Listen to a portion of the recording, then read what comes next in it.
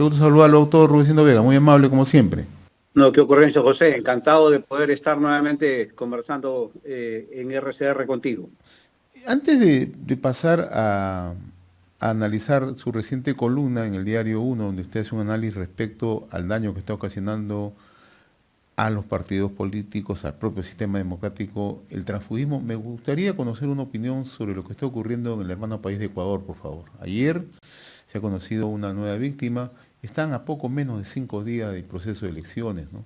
Y donde hay un total debilitamiento, fraccionamiento, no solamente ya del sistema como tal, sino también de una amenaza permanente de parte de la criminalidad organizada. Sí, José, y te agradezco la pregunta. Yo he tratado siempre de señalar lo siguiente. En realidad, el drama que está viviendo Ecuador es un drama que también lo vivimos en el Perú. Ecuador no es nada más que un espejo de lo que sufrimos los peruanos. ¿Qué es lo que está pasando en Ecuador? En Ecuador, en realidad, lo que ha explotado públicamente con el asesinato de Fernando Villavicencio y con el asesinato reciente del otro líder político, lo que ha explotado es el crimen organizado, cómo es que la vida de Ecuador se ha criminalizado a nivel económico, a nivel político, las relaciones sociales en realidad están teñidas del crimen, el narcotráfico y la minería ilegal se han extendido considerablemente en la economía, en la vida, en la política ecuatoriana, que es lo mismo que tenemos los peruanos. Las mafias nacionales en Ecuador se han consolidado, ¿verdad? Están los lagartos, los choneros, los que acaban también los lobos que acaban de reconocer el crimen de Fernando Villavicencio, y todas esas mafias nacionales están articuladas a mafias internacionales. El propio Fernando Villavicencio denunciaba a las mafias mexicanas, ¿verdad? Incluida ahí esta Jalisco Nueva Generación, eh, y a los albaneses. Y todas esas mafias también están acá en el Perú y tienen incluso territorios controlados en el Perú. Ahí no hay ejército, ahí no hay policía que se meta, ¿verdad? Entonces, lamentablemente, la criminalización de la vida ecuatoriana está generando estos asesinatos. ¿Por qué? Porque es una disputa por el control del gobierno, por el control político y seguir enquistándose y dirigiendo seguramente los destinos del país. Es la política en Ecuador también al servicio ya de los intereses particulares más que de los intereses nacionales. Es lo que tenemos acá, José, en el Perú. En el Perú tenemos también la criminalización de la vida peruana, se ha extendido. Lo tenemos en la economía, lo tenemos en el gobierno, lo tenemos en el Congreso. Ya, lo del Congreso es un escándalo. Cada día salen más denuncias respecto del presidente del Congreso. Más parece que hubiéramos elegido un capo que a un presidente, ¿verdad? De lo que nosotros hemos conocido. Entonces es el drama ecuatoriano, la pena por lo que está padeciendo el hermano país del Ecuador, es también nuestro drama, es también nuestra pena. Así es. Y eso es terrible, José. Y si eso lo extrapolamos justamente a nuestro país, doctor Vega, la falta de institucionalidad, y justamente su artículo el último domingo lo leía con mucha atención, usted hace un análisis pormenorizado, el daño que está ocasionando el transfugismo, es decir, pasar de una agrupación a otra como si nada, como que si fuera un hecho cotidiano, un hecho rutinario, ¿no? Y donde afecta a los partidos que pierden representatividad y al ciudadano que se queda sin representantes o por quién votó. Entonces, ¿cómo analiza esta situación que se ha hecho una suerte de costumbre ya en nuestro país? Sí, José, bueno, lamentablemente las reformas políticas que hemos tenido y las reformas electorales, eh, en lugar de ayudar a fortalecer nuestra democracia, lo han ido debilitando porque hemos ido perdiendo institucionalidad. Fíjate, la manera más sencilla de ver este tema es que para ser electo, no es que un ciudadano quiera ser electo, va y se inscribe y participa, no. Necesita partidos. a través de los partidos o de los movimientos regionales en las regiones y locales en los municipios, uno puede ser candidato a alcalde, a consejero, gobernador regional, a presidente o congresista. Los partidos son el vehículo. Entonces, los ciudadanos primero vamos a los partidos, nos inscribimos, hacemos vida política y ahí candidateamos. Los partidos tienen un margen de un 20% para invitar y postular candidatos, pero el 80% obligatoriamente tienen que provenir de sus canteras del partido. Entonces, ¿qué es lo que ha ocurrido en los últimos tiempos? En los últimos tiempos, los partidos hacen su esfuerzo, presentan los candidatos, la ciudadanía los elige, pero cuando salen electos, inmediatamente cambian de partido. Entonces, ya no le hacen caso al partido, por lo tanto, si el ciudadano votó por un partido y por un ciudadano, se quedó sin representante. ¿Por qué? Porque ese ciudadano electo se fue con otro partido, se fue con otra tendencia, y a veces se va hasta con la contraria. Entonces, ese ciudadano fue estafado. La democracia le sirvió para estafar el voto del ciudadano. O sea, el ciudadano, yo me siento perjudicado porque la persona por la que voté ya no me representa porque se pasó a otro bando. El partido que sirvió de vehículo para llevarlo, también se quedó sin el congresista, sin el consejero, o sin el regidor, o sin el alcalde, o sin el gobernador. ¿Por qué? Porque se pasó a otro bando. Y entonces el partido no le sirve para nada. ¿Y quién es la que se debilita? La democracia. ¿Por qué? Porque la representatividad ya no existe. Mira, ¿por qué hoy una de las razones por las cuales este Congreso tiene el 90% de rechazo ciudadano es por eso? En el partido, ¿qué es lo que tenemos en la escena política nacional, José? Tenemos uno que los que votaron por Perú Libre, me imagino que deben de sentirse terribles porque Perú Libre se ha dividido en 5 bancadas. 5 bancadas.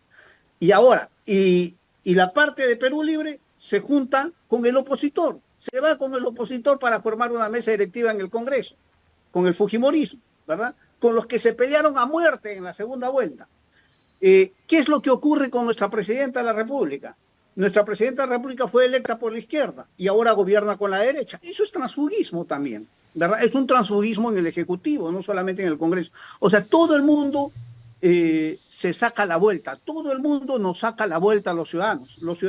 O sea, este Congreso ya no nos representa. ¿Por qué no nos representa? Porque entre ellos se han pasado, se han cambiado de bando como han querido. Entonces, el transfugismo, al dejar sin representación al votante, al elector, al ciudadano, perjudica a los partidos y perjudica a la democracia. O sea, eso es por eso es que es urgente cambiar las reglas de juego. Yo he planteado que esto se resuelve con una sola línea, ¿verdad? Que en realidad los ciudadanos electos, que resulten electos, el cargo es un cupo del partido. Por lo tanto, si yo soy electo por un partido y luego quiero renunciar al partido, renuncio pues porque es mi libertad personal. Pero el cargo se queda para el partido, sube el accesitario. O sea, el partido tendría la opción de designar quién es el accesitario en este caso. Sí, y solamente en algunos casos en donde, por ejemplo, sea un abuso y una expulsión, una sanción del partido hacia el congresista, regidor o consejero, en esos casos sí habría que pedir que intervenga el Jurado Nacional de Elecciones para evitar abusos, ¿no? Porque también es transfugismo de los partidos, porque hay que decir, también es transfugismo de los partidos, cuando el partido pues se cambia de posición política, o sea, se postula por una vía y ya cuando pasaron las elecciones se pasó al otro bando. O sea, no son los electos, sino es el partido en pleno. Entonces ahí también el ciudadano tiene la razón de irse. O sea, ahí ya el tránsfuga no es el ciudadano electo, el tránsfuga es el partido, que eso también existe, ¿no? Ahora, el otro tema que también va a la par con esto y que lesiona la democracia, lesiona la institucionalidad, es que surgen partidos tan fugaces que se convierten muchas veces lo que se denomina el vientre del alquiler. Surgen para determinadas circunstancias, para determinado momento y con un claro fin mercantilista. O sea, ¿cómo evitamos esto? Sí, José, yo alguna vez lo hemos conversado Así es, contigo, yo lo he escrito, yo así es. lo que yo he señalado es lo siguiente, ¿no? En el Perú las organizaciones políticas se clasifican fundamentalmente en tres, eh, o si quieres en cuatro.